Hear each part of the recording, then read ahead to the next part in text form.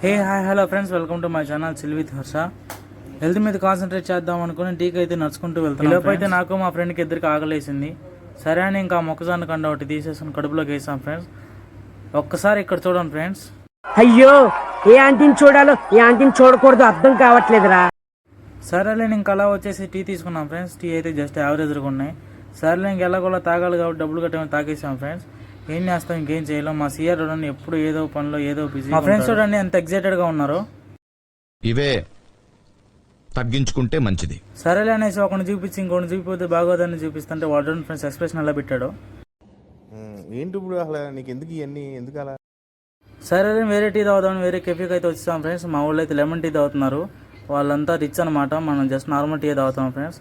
Tea అయితే చాలా అంటే చాలా వేడిగా ఉన్నాయి ఫ్రెండ్స్. అసలు ఉప్పు అన్నా కూడా ఆరిపోవట్లేదు. కెఫే అయితే బాగానే ఉంది ఫ్రెండ్స్, విజిట్ చేయొచ్చు. బాగానే ఉన్నాయి టీ, అంత ఇదైతే ఏం లేవు.